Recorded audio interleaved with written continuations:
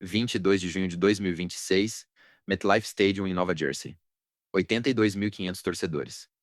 Copa do Mundo, Grupo I. 2 gols de Erling Haaland. E a Noruega, pela primeira vez em 28 anos. Avança na Copa. Mas o que vem a seguir é mais assustador que Senegal. 82.500 torcedores viram o Haaland destruir. Mas quase ninguém percebeu a bomba que o chaveamento armou para o fim de semana seguinte. E o pior, o preço dessa vaga pode ser o Brasil de Ancelotti já na próxima fase. Pois é, a torcida norueguesa esperou quase 3 décadas por esse momento. Desde 1998. França, oitavas contra a Itália. Totti, pênalti polêmico. A Noruega não passava da fase de grupos. E aí chega a Haaland, chega Martin Odegaard, chega uma geração que joga nas melhores ligas da Europa, e de repente o país do Fjord volta a sonhar com uma campanha que ninguém levava a sério. Mas olha só o plot twist. Essa vitória veio com um custo que ninguém calculou direito. A França passou a Noruega no saldo de gols. 2-0 contra o México de Hirving Lozano, contra um 3-2 apertado dos noruegueses contra Senegal. E agora o próximo adversário não é um qualquer. É a Costa do Marfim, que vem invicta no grupo F, com 4 pontos, sem ter perdido um jogo sequer. Empatou com a Suíça em 0-0, venceu o Japão por 2-1 e segurou um 0-0 contra a Croácia de Luka Modric. E o vencedor desse duelo pega o Brasil de Ancelotti nas oitavas de final. Parece armado, mas não é. É o resultado de uma matemática de chaveamento que ninguém parou para calcular antes do apito final. Vamos aos fatos concretos, porque no futebol brasileiro todo mundo já está de olho no próximo adversário do Brasil, mas ninguém parou para destrinchar o jogo em si. A Noruega veio com força máxima segundo a Gazeta Esportiva. Nyland no gol. Ajer, Østigård, Gabriel e Meling na zaga. Berg, Berge e Martin Odegaard no meio. Nusa, Haaland e Bob na frente. Senegal do outro lado, respondeu com Edouard Mendy no gol. O camisa 16, que foi herói na Copa Africana de Nações de 2022. Kalidou Koulibaly na zaga, Idrissa Gueye no meio, Sadio Mané. O camisa 10, único sobrevivente da geração de 2022 que chegou às oitavas. E Ismaila Sarr no ataque. Nenhuma lesão de última hora, mas o time de Aliou Cissé sentiu falta de um centroavante de referência. Nicholas Jackson, do Chelsea, improvisado como homem de área, fez o que pôde, mas não é a posição dele. A diferença apareceu na hora de finalizar. O jogo começou truncado, segundo a transmissão da ESPN.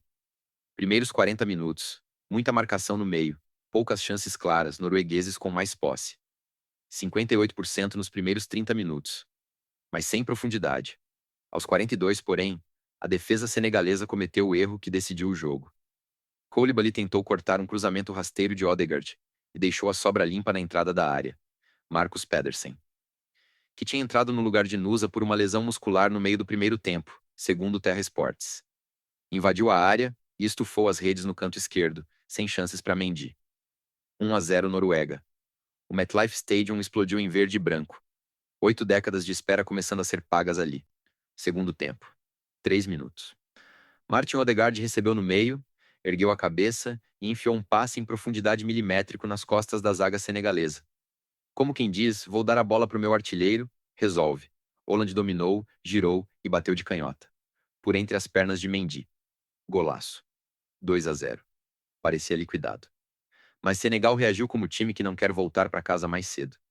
E o UOL destacou que Aliou Cissé ajustou a marcação no intervalo, adiantando as linhas para pressionar a saída de bola norueguesa. Aos 8, Mané achou Ismaila Sarr livre na área. Sarr dominou, girou e bateu cruzado. Nyland esticou, mas a bola entrou no canto esquerdo. 2-1. Jogo de novo aberto. Ou melhor, aberto por 4 minutos. Aos 12, Berg cruzou da direita, a zaga senegalesa não afastou. E Haaland, de primeira, mandou uma bomba de canhota. O repórter da ESPN descreveu ao vivo. A bola ainda beijou o travessão antes de entrar no ângulo. Uma finalização que só está ao alcance de 2, 3 jogadores no mundo. 3-1. E foi aí que o jogo virou caso de polícia, nas palavras da ESPN. Porque Senegal não desistiu. Pressionou, chutou de fora, tentou o cruzamento na área. Mas a defesa norueguesa segurou com Ajer e Østigård bem posicionados. Østigård, do Napoli, fez 4 cortes na área nos últimos 20 minutos, segundo a Gazeta Esportiva. Nos acréscimos, 47 minutos do segundo tempo. Jackson ajeitou de cabeça, Sarr bateu no canto. 3-2. O estádio inteiro prendeu a respiração. Faltavam 2 minutos. Senegal tentou o desespero. Koulibaly até subiu para a área, mas não conseguiu o empate. O juiz apitou o fim. E a Noruega respirou aliviada. Mas o que ninguém está comentando. E isso é o verdadeiro ângulo dessa história. É o preço escondido dessa vitória. A Noruega venceu, mas a França também venceu o México por 2-0. 2 gols de Kylian Mbappé, um aos 28 do primeiro tempo e outro aos 41 do segundo, segundo o G1, com um saldo de gol superior. 2-0 contra um 3-2 apertado. Resultado: Noruega em segundo lugar do grupo I. Pois é, a liderança que parecia garantida escapou por um detalhe de saldo. 3 gols de diferença positivos contra um gol de diferença positivo. E isso muda absolutamente tudo. Agora a Noruega enfrenta a Costa do Marfim na segunda fase. Um time que passou em segundo do grupo F, invicto com 4 pontos. Empatou com a Suíça em 0-0, venceu o Japão por 2-1 e segurou um 0-0 contra a Croácia de Luka Modric. Não é bicho-papão, mas também não é passeio. A Costa do Marfim tem jogadores como Wilfried Zaha, Franck Kessié e Evan Ndicka, todos atuando em ligas europeias de primeira linha. E o vencedor desse jogo encara o Brasil de Carlo Ancelotti nas oitavas de final. Não é hipérbole, não é sensacionalismo. Segundo o UOL e planejamento da CBF já considera a possibilidade de enfrentar Haaland como o maior teste defensivo da primeira fase do mata-mata. E a comissão técnica de Ancelotti já começou a estudar vídeos da Noruega na fase de grupos. E tem mais, a Costa do Marfim não perde a 5 jogos oficiais. 5. Incluindo amistosos contra seleções europeias. E isso é só metade do que ninguém te contou sobre essa armação de chaveamento. Toda semana eu volto com um caso desses. Os números do jogo contam uma história que o placar não revela. E que muita gente que só viu o resultado no celular não faz ideia. Posse de bola. Noruega 54% contra 46% de Senegal, segundo dados da Gazeta Esportiva. Finalizações: 17-12 para os noruegueses, sendo 7 no gol contra 5 de Senegal. Defesas de Nyland, 2 delas difíceis, incluindo uma cabeçada de Kalidou Koulibaly aos 38 do segundo tempo, que há no ângulo, e exigiu uma defesa espetacular com a ponta dos dedos. Mendy, do Senegal, fez 4 defesas, sendo uma em cima da linha no primeiro minuto do segundo tempo numa finalização de Oscar Bob que todo mundo já contava como gol. O lance foi revisado pelo VAR e confirmou que a bola não entrou por centímetros. Mas o dado mais cruel: Senegal cometeu 18 faltas contra 11 da Noruega. E só 2 escanteios contra 6 noruegueses. O time de Aliou Cissé brigou, teve raça. Mas a eficiência norueguesa foi brutal. 3 gols em 7 finalizações no alvo. Quase 43% de aproveitamento. Para comparação, a média da Copa até agora é de 21%. Isso muda como você vê essa seleção norueguesa. Não é só Haaland. É um time que finaliza com precisão cirúrgica, que não perde tempo com posse de bola inútil.